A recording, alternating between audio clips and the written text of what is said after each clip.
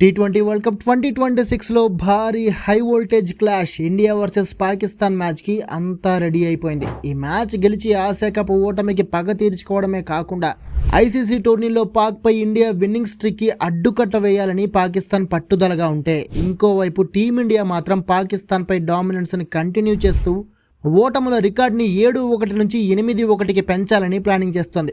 Indian fans కూడా ఈ మ్యాచ్లో ఇండియా గెలుస్తుందా లేదా, పాకిస్తాన్పై టీ20లో రికార్డుని 7-1 నుంచి 8-1కి పెంచుకుంటామా లేదా అనే దానిపైనే ఫోకస్ చేస్తున్నారు. కానీ ఈ మ్యాచ్లో ఇండియా గెలుపు అంత ఈజీ కాదనే విషయాన్ని వీళ్ళెవ్వరూ పట్టించుకోవట్లేదు.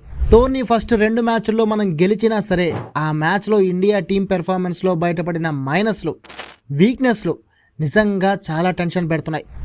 దానికి తోడు ఇంకో పెద్ద డేంజర్ కొలంబోలో మన కోసం వెయిట్ చేస్తోంది. అందుకే ఈ మ్యాచ్లో ఇండియా గెలవాలంటే ఖచ్చితంగా చెమటోడ్చాలి. అయితే మన టీంలో బయటపడ్డ ఆ వీక్నెస్ పాయింట్లు ఏంటి, అండ్ కొలంబోలో మన కోసం వెయిట్ చేస్తున్న అతిపెద్ద డేంజర్ ఏంటి, ఈ వీడియోలో మీకు క్లియర్గా ఎక్స్ప్లెయిన్ చేస్తాను. స్కిప్ చేయకుండా వీడియో మొత్తం చూసేయండి. కొంచెం లెంతీగా ఉంటుంది, బట్ ప్రతి ఒక్క పాయింట్ ఎక్స్ప్లెయిన్ చేశాను, ఎక్కడ మిస్ కాకుండా వీడియో చూసేయండి. First, team India weaknesses.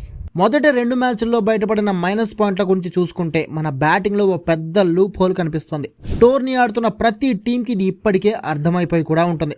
ఫస్ట్ 2 మ్యాచ్లు చూసిన ఫ్యాన్స్కి కూడా అది అర్థమయ్యే ఉంటుంది ఆ తప్పేంటో. సౌత్ ఆఫ్రికా సిరీస్ దగ్గర నుంచి న్యూజిలాండ్ సిరీస్, ఇప్పుడు టీ20 వరల్డ్ కప్, ప్రతి చోట స్లో డెలివరీస్ని ఏమాత్రం అంచనా వేయలేక బ్యాటర్లంతా వికెట్లు పారేసుకుంటున్నారు. ఫస్ట్ యూఎస్తో మ్యాచ్లో అభిషేక్ శర్మ, ఇషాన్ కిషన్, హార్దిక్ పాండ్యా, తిలక్ వర్మ, శివన్ దూబే, అక్షర్ పటేల్, రింకు సింగ్ అందరూ స్లో డెలివరీలని సరిగ్గా పిక్ చేయలేక అవుట్ అయిపోయారు. తర్వాత నమీబియాతో మ్యాచ్లోనూ అంతే. సంజు శాంసన్, ఇషాన్ కిషన్, తిలక్ వర్మ, హార్దిక్ పాండ్యా, రింకు సింగ్, అక్షర్ పటేల్ ప్రతి ఒక్క బ్యాటర్ స్లో డెలివరీస్ని భారీ షాట్ కొట్టడానికి ట్రై చేసే వికెట్లు సమర్పించుకున్నారు. ఇదే మన టీంలో ఉన్న అతి పెద్ద వల్నరబుల్ పాయింట్. దీనికి తోడు నమీబియాతో మ్యాచ్లో వాళ్ళ కెప్టెన్ ఎరాస్మస్ బౌలింగ్లో మన బ్యాటర్లు 4 అవుట్ అయ్యారు. ఎరాస్మస్ బౌలింగ్ యాక్షన్ దాదాపు Pakistan variety bowler Usman Tariq bowling లానే ఉంటుంది. అంటే ఉస్మాన్ తారిక్తో మనకి నిజంగానే డేంజర్ ఉంది.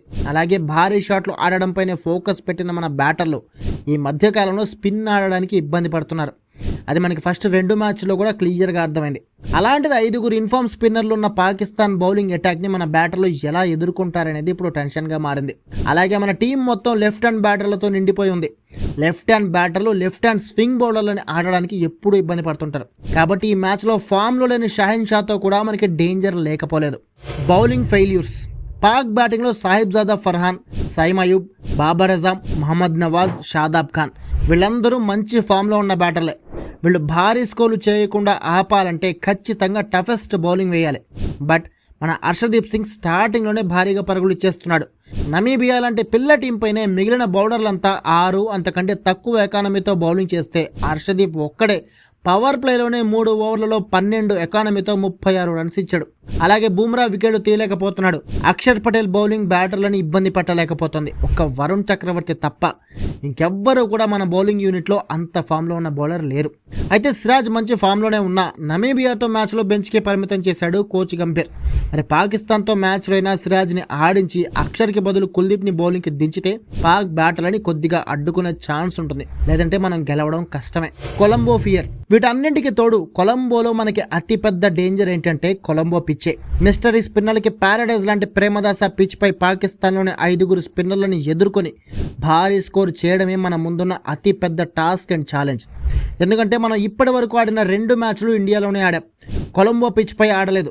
కానీ ఈ పిచ్ పై ఆల్రెడీ 2 మ్యాచ్లు ఆడి 2 గెలిచిన పాకిస్తాన్కి ఈ పిచ్ ఎలా ఉంటుందో క్లియర్గా తెలుసు. ఇదే మనకి పెద్ద డేంజర్. కొత్త పిచ్ పై మన బ్యాటర్లు ఏ మాత్రం తడబడినా, బౌలర్లు ఏ మాత్రం ఫెయిల్ అయినా మన పని అయిపోయినట్లే. సో కొత్త పిచ్ అయినా సరే దానికి తగ్గట్లు పర్ఫెక్ట్ ప్లానింగ్తో బరిలోకి దిగాలి. అప్పుడే మనం గెలిచే ఛాన్స్ ఉంటుంది. Premadasa pitch report. Premadasa pitch report చూస్తే ఇది ఆల్రెడీ మిస్టరీ స్పిన్నర్లకి ప్యారడైజ్ లాంటిదని చెప్పా కదా, కాబట్టి ఇది కంప్లీట్గా స్పిన్ డామినేటింగ్ వికెట్. దీనిపై మన టీం కూడా వరుణ్ చక్రవర్తితో పాటు కుల్దీప్ యాదవ్తో బరిలోకి దిగితే కొంచెం ప్లస్ అయ్యే ఛాన్స్ ఉంటుంది. అండ్ ఈ పిచ్ పై యావరేజ్ స్కోర్ 175. అంటే ఫస్ట్ బ్యాటింగ్ చేసే టీం ఈ స్కోర్ కంటే ఎక్కువ టార్గెట్ ఇస్తేనే మినిమం ఫైట్ చేసే ఛాన్స్ ఉంటుంది గెలవడానికి. అండ్ ఇక్కడ మొత్తం 61 ఇంటర్నేషనల్ టీ20 మ్యాచ్లు జరిగితే అందులో 23 సార్లు ఫస్ట్ బ్యాటింగ్ టీం గెలిస్తే 35 సార్లు సెకండ్ బ్యాటింగ్ టీం గెలిచింది. 3 సార్లు రిజల్ట్ రాలేదు. అంటే ఈ పిచ్పై చేజింగ్ టీం గెలిచే అవకాశాలే ఎక్కువ అన్నమాట. కాబట్టి టాస్ గెలిచిన టీం ఖచ్చితంగా చేజింగే తీసుకుంటుంది. ఇక ఈ పిచ్పై India Pakistan head to head టీ20 హిస్టరీ చూస్తే ఎప్పుడో 2012లో టీ20 వరల్డ్ కప్లో ఒక్కసారి ఇండియా పాకిస్తాన్ టీ20 మ్యాచ్ ఆడాయి ఈ పిచ్ మీద. ఆ మ్యాచ్లో ఇండియా స్ట్రాంగ్ బౌలింగ్ హెల్ప్తో 8 వికెట్ల తేడాతో పాకిస్తాన్పై గెలిచింది. అందుకే ఈ మ్యాచ్లో కూడా గెలవాలంటే మనకి ఖచ్చితంగా బౌలింగే కీలకం కాబోతుంది. ఫైనల్ ప్లేయింగ్ 11 పాకిస్తాన్తో మ్యాచ్ ఆడబోయే మన ప్లేయింగ్ 11 గురించి మాట్లాడుకుంటే ఫైనల్ 11లోకి అభిషేక్ కంబ్యాక్ ఇచ్చే ఛాన్స్ ఉంది. అంటే సంజు బయటికి వెళ్ళిపోవచ్చు, లేదంటే అభిషేక్ ఇంకో మ్యాచ్ రెస్ట్ ఇవ్వాలని టీం మేనేజ్మెంట్ అనుకుంటే సంజు కంటిన్యూ కావచ్చు కూడా. అలాగే అక్షర్ బదులు కుల్దీప్, హర్షదీప్ బదులు సిరాజ్ టీంలోకి వచ్చే ఛాన్స్ కూడా కనిపిస్తుంది.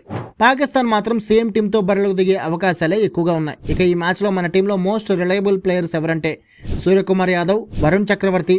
ఒకవేళ సంజు శాంసన్ టీంలోకి వస్తే మీరు ఒప్పుకున్నా ఒప్పుకోకపోయినా సంజు కూడా. మరి చూడాలి ఏం జరుగుతుందో అండ్ మన టీం పాకిస్తాన్ని ఏమాత్రం ఎదుర్కొని ఓడిస్తుందో. అయితే ఓ ఇండియన్గా నా భారతదేశం మా పాకిగళ్ళ టీంని మట్టి కరిపించి ఈ మ్యాచ్లో గెలవాలని మాత్రం మనస్ఫూర్తిగా కోరుకుంటున్నా. మరి మీరు